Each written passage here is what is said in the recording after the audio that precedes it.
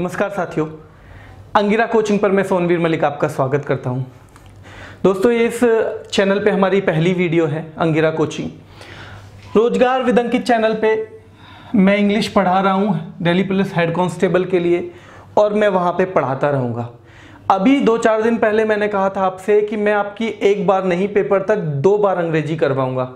ठीक है, तो वो कमिटमेंट इसीलिए था कि अंग्रेजी आपकी रोजगार विद अंकित चैनल पे भी चलेगी, इसके साथ साथ अंगिरा कोचिंग चैनल पे भी अंग्रेजी आपकी पूरी कराई जाएगी। ठीक है, इसके अलावा अंगिरा कोचिंग चैनल पे आपको हर चैप्टर की प्रैक्टिस भी कराई जाएगी। यानी कराया क्या क्या जाएगा, एक तो आपको ग्रामर, एक प्रैक्टिस कराएंगे, नंबर 2 वॉकैब जो है हमारी वो रोजगार विद अंकित चैनल पे ही मैं कराऊंगा। यानी कंप्लीट ग्रामर और वॉकैब आपको वहीं कराई जाएगी, लेकिन प्रैक्टिस जो है ग्रामर की भी प्लस वोकैब की भी through MCQs multiple choice questions के द्वारा अंगिरा कोचिंग पे मैं कराऊंगा। ठीक है, और एक बार इस पे दोबारा से ग्रामर प्लस ये जो ग्रामर रहेगी यहाँ पे, इसमें वो टॉपिक्स पे मैं फोकस करूंगा। वहां मैं कंप्लीट ग्रामर पढ़ा ही रहा हूं, उन टॉपिक्स पे मैं फोकस करूंगा जो जो पेपर के लिए बहुत इंपॉर्टेंट है। यानी कि एक तरह से उनका रिवीजन हम यहां पे करेंगे।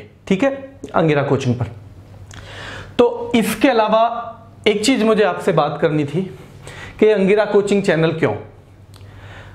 बात यह है कि 2016 में 2015 से चलिए 2015 में मैंने दिल्ली पुलिस सब इंस्पेक्टर से जब रिजाइन दिया था तो तब मुझे थोड़ा सा टाइम मिलने लगा। नौकरी लगने से पहले 2009 में जब नौकरी लगी थी, उससे पहले मैं बच्चों को पढ़ाया करता था। यानी कि पढ़ाने में इंटरेस्ट मेरा थोड़ा सा पहले से ही था। तो मैंने कहा अब टाइम मिलने लगा है तो थोड़ा थोड़ा बच्चों को फिर पढ़ाने लगते हैं। तो हम 3-4 दोस्त यहीं पे इकट्ठे हुए और हमने बच्चों को पढ़ाना शुरू कर दिया। बच्चों को हमने लगभग 2016 में 16 और 17 में मिला के 50-60 के करीब बच्चे थे, तो उनको हमने पढ़ाना शुरू किया ऑफलाइन। और ईश्वर की दया से उनमें 35 प्लस बच्चे आज कहीं ना कहीं सरकारी नौकरी में अपनी सेवा दे रहे हैं। ठीक है, 18 में फिर क्या हुआ कि थोड़ा सा ड्यूटी हेक्टिक हो गई मेरी, तो टाइम मिलता नहीं था। अब अगर टाइम नहीं मिलता है तो ऑफलाइन वाले बच्चों को आप कैसे पढ़ाओगे, इसलिए मुझे वो डिसकंटिन्यू करनी पड़ी कोचिंग। लेकिन मन में कहीं ना कहीं था कि अंगिरा कोचिंग नाम से कुछ होना तो चाहिए, मतलब एक बार खोलिए तो वो चीज़ सफल तो होनी चाहिए कहीं ना कहीं। ठीक है, तो फिर अभी 2019 में सौभाग्य से जब दिल्ली पुलिस हेड कांस्टेबल के फॉर्म निकले तो कुछ बच्चे जो अंकित जी पे भी पढ़ रहे हैं और मुझ पे भी पढ़े थे, 2-4 बच्चे ऐसे थे जो कॉमन थे हमारे, तो उन्होंने अंकित जी से मुझे मिलवाया। अंकित जी ने कहा ठीक है जी, हमारे हेड कांस्टेबल के जो बच्चे हैं उनको चाहिए भी अंग्रेजी, तो आप ऐसा करिए, आप अपना चैनल खोलिए और मैं एक दिन अपने चैनल पे बुला के आपको इंट्रोड्यूस करा देता हूँ और फिर पढ़ाना शुरू कर दीजिए। फिर मुझे लगा कि अंकित जी के चैनल पे ही क्यों ना पढ़ा दिया जाए, क्योंकि मेन उद्देश्य बच्चों को पढ़ाना है। तो ये अंगिरा कोचिंग जो है इसे बाद में खोल लेंगे, पहले ये वाला जो एग्ज़ाम है इसकी बच्चों को तैयारी ढंग से करवा दें, उसके बाद देखा जाएगा। तो इसलिए फिर मैंने वहीं पे पढ़ाना शुरू कर दिया। फिर बीच में थोड़ा हेल्थ इश्यूज आए तो फिर वो क्लास फिर से कंटिन्यू हो गई। अब दोबारा से हमने फिर से क्लास शुरू कर दी है। थोड़ी देर पहले ही आप क्लास लेके निपटे होगे रोजगार विद अंकित पर। ग्रामर की आज 9th क्लास आई थी। ठीक है, तो अब मैंने यहाँ पे पढ़ाना शुरू कर दिया। पूरा कोर्स कंप्लीट रोजगार विद अंकित पे ही कराऊंगा, यही नहीं आगे भी कराऊंगा। ठीक है, इसके बाद भी कोई एग्जाम आएगा वहां मैं पढ़ाता रहूंगा। पर ये अंगिरा कोचिंग मैंने आपको बता दिया इसलिए, प्लस इसका अब एक साथ खोलने का रीजन, यानी कि ये चैनल बनाने का रीजन एक ये भी है कि रिसेंटली जो हमारे कई लोगों के देखा ना, हमारे ही कई साथियों के चैनल हैक हो गए। तो जैसे एग्जामपुर का चैनल हैक हो गया था। अब एग्जामपुर का चैनल हैक हो गया, लेकिन एक अच्छी बात उनके लिए ये थी कि उन्होंने छोटे छोटे कई चैनल उसमें से बना रखे थे उसी नाम से। ठीक है, कोई डिफेंस वॉरियर, कोई कुछ, तो उन्हें कम से कम मतलब उससे चाहे सारे बच्चे ना जुड़े हों लेकिन कुछ बच्चे जुड़े हुए थे, तो मतलब बच्चों का नुकसान उतना नहीं हुआ। अब मैं एक दिन ऐसे ही सोच रहा था कि अगर भगवान ना करे हमारे चैनल को ऐसी नज़र लग जाए किसी की, तो हमारे पास तो बच्चों से जुड़ने का दूसरा जरिया, उसमें तो टाइम लगेगा। आने वाला है एग्ज़ाम दिल्ली पुलिस का, और यूपी पुलिस का, हेड कांस्टेबल का, अगर ऐसी कोई दिक्कत हो जाती है तो एक साथ सारे के सारे बच्चों को कैसे कम्युनिकेट करेंगे हम? हमारे यूट्यूब पे बच्चे हैं 6,40,000 से भी ज़्यादा, और टेलीग्राम चैनल हमारा दूसरा कनेक्ट होने का जरिया है। रोजगार विदंग की जो टेलीग्राम चैनल है उसमें 40,000 के करीब बच्चे हैं, यानी कि ये जो है 6,10,000 बच्चे हमसे केवल और केवल रोजगार विदंग के चैनल से जुड़े हुए हैं। इसलिए फिर मेरे मन में आया कि कम से कम एक प्लेटफॉर्म उन्हें अल्टरनेट भी जो मिला रहे, और अंकित जी से भी मेरी इस बारे में बात हुई। ये जो चैनल है इसका अनाउंसमेंट मैं अंकित जी से ही करवाना चाहता था, मेरी उनसे बात भी हो गई थी, लेकिन अब जो उनका हेक्टिक शेड्यूल चल रहा है इतना कि स्टूडियो पूरा का पूरा एक जगह शिफ्ट किया है, नए नए टीचर रखे गए हैं, उनसे बातें करनी, सारी प्लानिंग बनानी, मैं भी दिन में वहाँ कई बार जाता हूँ, तो मुझे फिर उन्हें छेड़ना ठीक नहीं लगा। तो मैंने सोचा ये मैं आज जन्माष्टमी का दिन है, ये शुरू कर देता हूँ, उसके बाद किसी दिन मैं और वो दोनों एक दिन इस पे लाइव या जैसे भी ये प्रीमियर दोनों आ जाएंगे, ठीक है। अब मैं आज आपको बताने वाला था कि दिल्ली पुलिस की तैयारी मैंने कैसे की, ठीक है। दिल्ली पुलिस की तैयारी मैंने कैसे की, चैनल के बारे में बात अब खत्म करते हैं। हाँ, वो आपका अपना ही चैनल है। अब मुझे अगर आपको ये कहना पड़े जी सब्सक्राइब कर लो, इसे लाइक कर दो, तो फिर कोई फ़ायदा नहीं है। अगर आपको ठीक लगता है तो आप सब्सक्राइब खुद ही करेंगे और लाइक भी करेंगे, ठीक है। अब ये दिल्ली पुलिस जो है उसकी तैयारी कैसे करनी है, यानी मैं आपको अपना अनुभव बता देता हूं कि मैंने कैसे तैयारी की। मैं आपको पहले ही बता चुका हूं कि मैंने 2008 का एग्ज़ाम दिया था, 4 ही महीने की मेरी भी तैयारी थी, लगभग 4 ही महीने आप लोगों को भी मिल रहे हैं। तो 2008 में जो कोचिंग थी, कोचिंग 2.5-3 घंटे की होती थी उस टाइम पे, मेरी ऑफलाइन कोचिंग थी। उसके अलावा मैं लगभग 10 से 12 घंटे और पढ़ता था। आपको ज़्यादा लग रहे होंगे, लेकिन उस टाइम पे मैंने कई 3-4 नौकरियों में सिलेक्शन हुआ है, लेकिन सबसे ज़्यादा अगर मैं कहूँ मैंने मेहनत की थी तो दिल्ली पुलिस कांस्टेबल के लिए ही की थी। उतनी मेहनत का वो लेवल में दोबारा कभी भी नहीं पहुँच पाया, ठीक है। तो अब किया क्या, पढ़ाई मैंने कैसे करी, देखिए 88 रैंक थी मेरी अपने 3300 में, और ये 3 ही महीने 4 महीने की सच में तैयारी थी, और 89 नंबर्स थे, किस में से 110 में से, क्योंकि तब इंटरव्यू भी होता था 10 नंबर का, जिसमें से मेरे 5 नंबर थे, यानी 10 में से 5 वहाँ थे और 100 में से 84 इधर थे, तो 89 हुए। तो मैं ये बताना इसलिए चाह रहा हूँ कि आपके पास अभी पर्याप्त समय है, आप बिल्कुल तैयारी कर सकते हो अच्छे से, और सिलेक्शन जो बिगिनर है वो भी शुरू, क्योंकि बिगिनर का मतलब ये तो नहीं है कि उसे बिल्कुल भारत का प्रधानमंत्री कौन है ये भी नहीं आता होगा, यानी थोड़ा थोड़ा तो सबने पढ़ाई है, लेकिन आप बिल्कुल नए सिरे से तैयारी कर सकते हैं और सफल भी हो सकते हैं, बस आपको मेहनत करनी है। तो मेहनत के लिए जो 3 रूल मैंने अपनाए थे मैं आपको बता देता हूं। पहला तो है सब्जेक्ट्स में समय बांटना, सब्जेक्ट्स में समय बांटना, ठीक है। Divide your time for all subjects या फॉर एवरी सब्जेक्ट, ठीक है। आपको समय बांटना है। जैसे मैं अपना बताता हूं अनुभव कि मैंने क्या किया कि 10 घंटे अगर मैं सेल्फ स्टडी करता हूं, ठीक है, तो 10 घंटों को मैंने उस टाइम पे 35 की रीजनिंग आती थी, ठीक है, मैथ आता था उस टाइम पे 15 नंबर का, जो अभी भी उतने का ही आता है, और जीएस भी आती थी 50 नंबर की, जो कि अभी भी आती है, ठीक है। तो मैंने क्या किया, 10 घंटों को इसी रेशो में बांट दिया, यानी कि ये 3.5 आवर्स रीजनिंग के लिए, 1.5 मैथ के लिए, और 5 आवर्स किसके लिए, जीएस के लिए, ठीक है। तो उसके बाद हर 15 दिन में मैंने रिव्यू किया कि मैंने जीएस, ये जो रीजनिंग है, काफ़ी हद तक कवर कर लिया है 15 दिन में। तो फिर मैंने क्या किया कि थोड़ा सा टाइम इसका इसे दे दिया, थोड़ा सा टाइम इसका इसे दे दिया, यानी जब जब मुझे लगा कि ये 15 दिन में मेरा ये सब्जेक्ट थोड़ा सा डाउन हो गया, दूसरे को मैंने अच्छी तरह से कवर कर लिया, तो जिसको मैंने अच्छी तरह से कवर किया उसका थोड़ा सा टाइम उठा के मैंने किसे दे दिया, जिसकी तैयारी थोड़ी सी कम है उसको मैंने दे दिया, ठीक है। तो इस तरह से तैयारी करते करते पेपर के टाइम तक ये थोड़ा बहुत, यानी हर 15 दिन में कभी इसके 2.5 घंटे हो जाते, कभी इसके 1.5 घंटे हो जाते, कभी इसके 6 घंटे हो जाते, कभी 7 घंटे हो जाते, तो ये होते होते मतलब पेपर की तैयारी अच्छी हो गई। पेपर की जब आप तैयारी कर रहे होते हो ना, तब आप ऐसे पढ़ो कि आपको कुछ नहीं आता, यानी सब कुछ सीखना है, बहुत कुछ सीखना है, ठीक है। लेकिन जिस दिन आप पेपर में जाओ उस दिन आपका कॉन्फिडेंस ऐसा होना चाहिए कि आप पे सब कुछ आता है, अब आपके सामने कोई भी शहंशाह नहीं है। ठीक है, तो पहले तो सब्जेक्ट्स में समय बांटना है आपको। नंबर दो क्या है? स्टडी मटेरियल को मार्क करना। स्टडी मटेरियल को मार्क माने चिन्हित करना, निशान लगाना। कैसे मार्क करना है? देखिए मैं आपको बता रहा हूं कि मैं अपना अनुभव आपके साथ बांट रहा हूं। अगर वो आपको लगे कि आपके भी किसी काम आ सकता है तो आप उसे फॉलो कर सकते हो बिल्कुल। ठीक है, मैंने जीएस पढ़नी शुरू की मान लो, ठीक है, तो उसको मैंने 3 पेन से मार्क किया, ब्लू, ग्रीन, रेड। यानी जो जो मुझे पढ़ना है मैंने उसे मार्क किया पहली बार में पढ़ते में ही मैंने उसे मार्क किया। कुछ तो छोड़ा भी, सारा तो नहीं पढ़ सकते ना लूसेंट को आप, इतनी बड़ी बुक है, सारा आप नहीं पढ़ सकते हो, तो कुछ तो मैंने मतलब छोड़ दिया, लेकिन जो मुझे पढ़ना था उसे मैंने मार्क किया। ब्लू का मतलब वो चीज जो मुझे लगभग आती है या एक आध बार और पढ़ के याद हो जाएगी। ग्रीन का मतलब जो मुझे थोड़ा सा ज्यादा, यानी ब्लू वाला जो टिक है उससे ज्यादा पढ़ना है, यानी अगर ब्लू वाले को एक बार पढ़ूंगा तो इसे 2 बार पढ़ूंगा पेज में। और रेड यानी कि इसे 1 बार पढ़ूंगा, इसे 2 बार पढ़ूंगा तो इसे 4 बार पढ़ूंगा। क्यों? क्योंकि ये वो थी जिसके बारे में मुझे पहले से कोई नॉलेज नहीं थी, मुझे वो याद करनी है तो बार बार रिवाइज करना ही पड़ेगा, रिवीजन उसका करना ही पड़ेगा।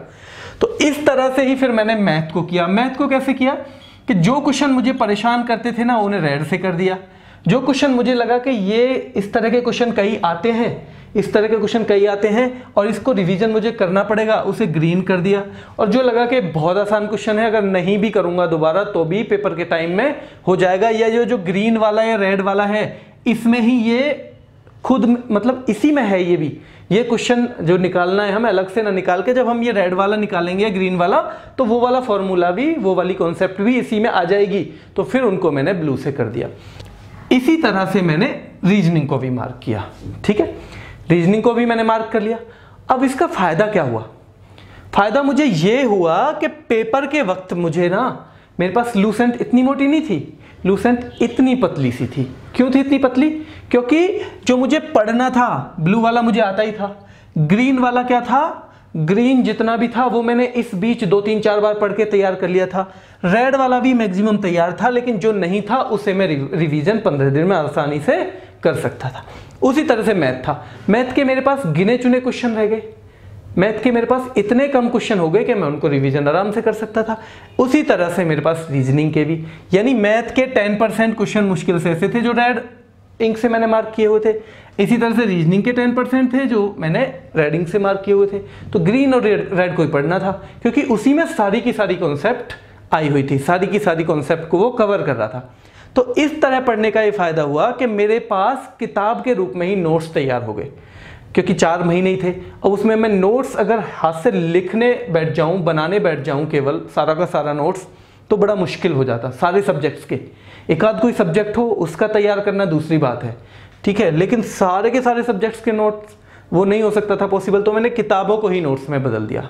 तब उतनी मटेरियल और इतना सारा नहीं होता था जितना आज आप लोगों को अवेलेबल है। अब मटेरियल ज़्यादा होने का फ़ायदा भी है, नुकसान भी। कई बार हमें नुकसान क्या है, कई बार हमें पता ही नहीं होता कि हमें पढ़ना क्या है। इसलिए अभी अंकित जी ने जो आपको कोर्स एक शुरू किया है, मिनिमम सी फीस है, कोई ज़्यादा भी नहीं है। तो वैसे भी क्लास तो यूट्यूब पे भी आएंगी, पर बहुत सारा मटेरियल है, इतने सारे उन्होंने अलग से टीचर भी रखे हैं, एक स्टूडियो भी बनाया है पूरा।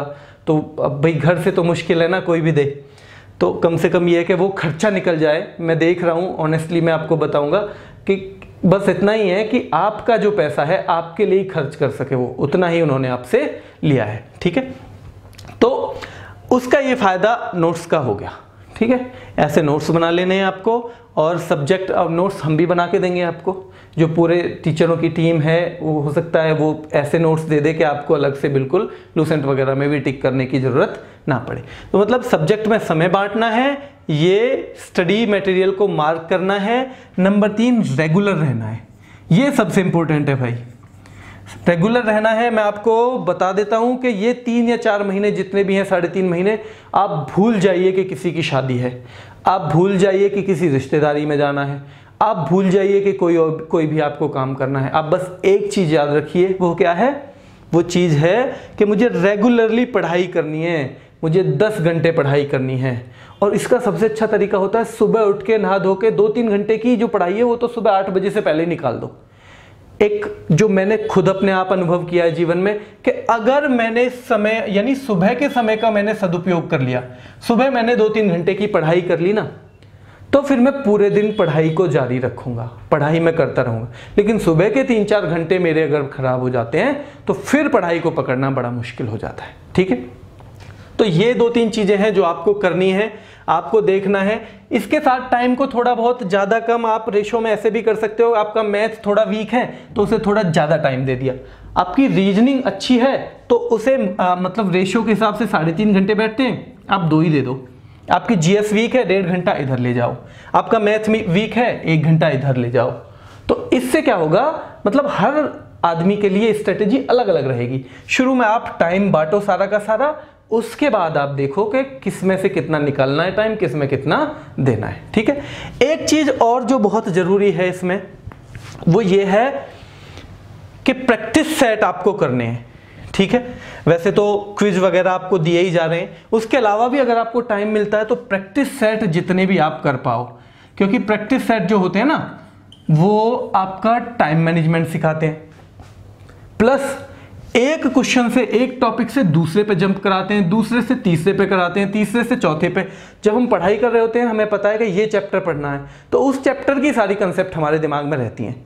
लेकिन जब आप पेपर दे रहे होते हैं कोई, तो आपको पता है कि कहीं से भी आएगा सिलेबस में, तो फिर आपको दिमाग को ना एक साथ यहाँ से वहाँ ले जाना पड़ता है, वहाँ से यहाँ, पहले चैप्टर से 15वें पे, 15वें से 14वें पे, 14वें से पहले पे, उसी तरह जीएस में साइंस से ज्योग्राफी पे, ज्योग्राफी से हिस्ट्री पे, हिस्ट्री से पॉलिटी पे।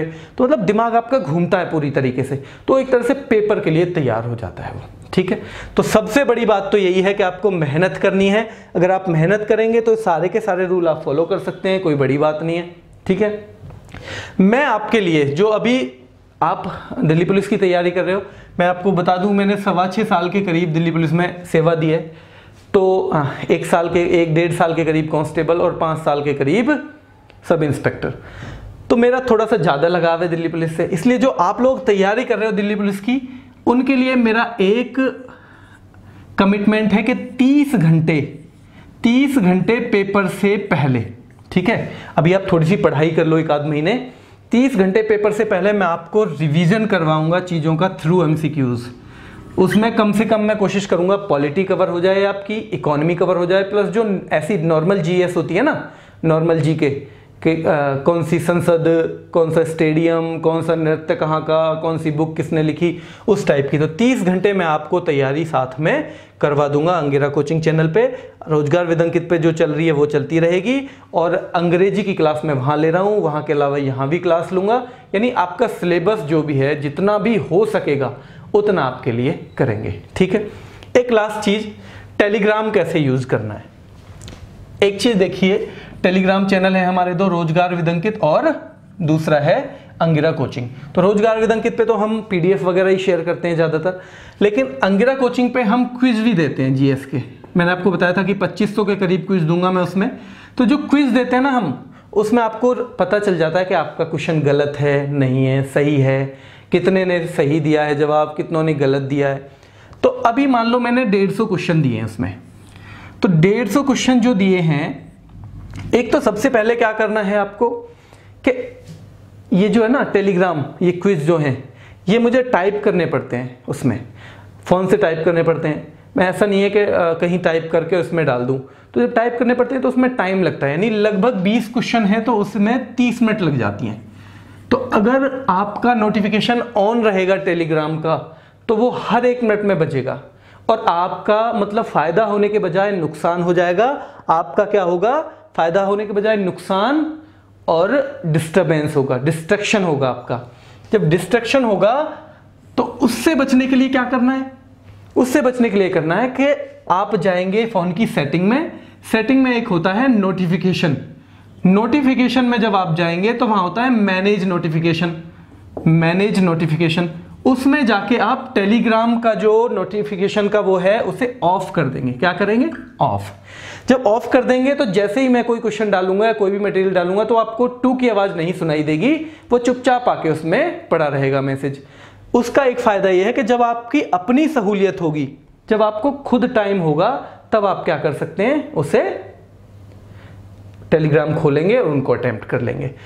अब एक चीज और जो बहुत महत्वपूर्ण है कि 150 क्वेश्चन मैंने मान लो दे दिए।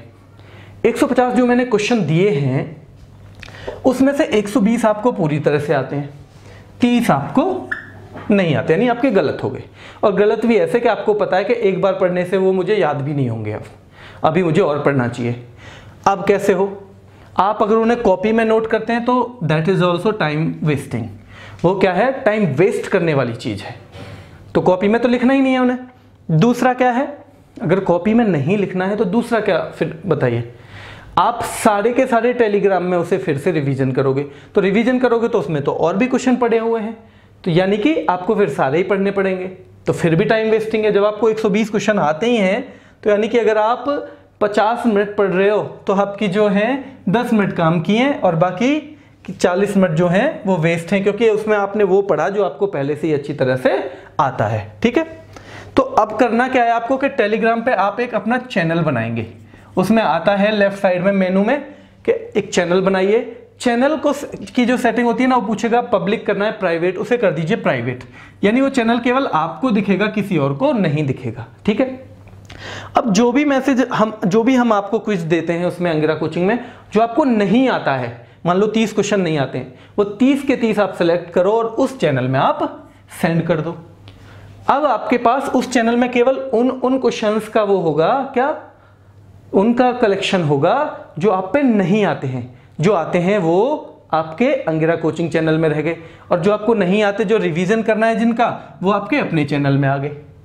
इसके बाद इसका एक फायदा और होगा कि आपने वो बार बार पढ़े और आपको पता चला कि 20 क्वेश्चन आपको बिल्कुल पूरी तरह से याद हो गए, तो आप अपने चैनल से उस 20 जो क्वेश्चन है उनको डिलीट कर सकते हो। यानी कि जिनको जो याद होते चले जाएंगे उनको डिलीट करते चले जाओ, जो याद नहीं हुए हैं उन्हें रहने दो। ठीक है, अब जो चैनल है अंगिरा कोचिंग, उसमें तो आप डिलीट नहीं कर सकते, उसमें तो आपको सारे ही पढ़ने पड़ेंगे, इसलिए यहां डिलीट का ऑप्शन रहेगा। तो एक दिन ऐसा हो सकता है कि आपके उसमें 0 हो जाएं। क्यों? क्योंकि सारे के सारे क्वेश्चन आपको याद हो जाएंगे। ठीक है, तो ये चीजें मुझे 2 बतानी थी। एक तो मैंने पढ़ाई कैसे की, जो आपके भी काम आ जाएगी। दूसरा, टेलीग्राम का यूज कैसे करना है। व्हाट्सएप का भी आप नोटिफिकेशन ऑफ कर दीजिए, 3-4 महीने की बात है, क्योंकि ये जितने भी नोटिफिकेशन है, कोई न्यूज़पेपर है उसका भी नोटिफिकेशन ऑफ कर दीजिए। नोटिफिकेशन जब तक ऑन रहेगा वो बार बार बजेगा तो डिस्ट्रैक्ट करेगा ही करेगा आपको। ठीक है, आप क्लास ले रहे हैं तो भी डिस्ट्रैक्ट करेगा, इसलिए नोटिफिकेशन ऑफ रहने दीजिए। और कोई मैसेज आए, कुछ भी आए, जो आपका अपना टाइम हो, फ्री टाइम हो, आप उसमें उसे देखिए। ठीक है, तो अभी भाई मैं ये रिक्वेस्ट करता हूँ कि ये चैनल बिल्कुल नया है, तो इससे आप सब्सक्राइब कर दीजिए, क्योंकि दोनों ही जगह मैं आपके लिए कुछ ना कुछ पढ़ाऊँगा अच्छा। और कोशिश रहेगी कि बहुत जल्दी अंकित जी एक बार आके इस पे आपको बताएं। ठीक है, कोशिश रहेगी कि एक बार उनके भी दर्शन हो हमारे चैनल को। ठीक है, तो आज के लिए बस इतना ही। बहुत बहुत शुभकामनाएं। ईश्वर करे आप की जो नेक्स्ट ईयर है, नेक्स्ट आपका बर्थडे आए, नेक्स्ट ईयर आए, उससे पहले आपकी सरकार में सब लोगों की भागीदारी हो। ठीक है, धन्यवाद।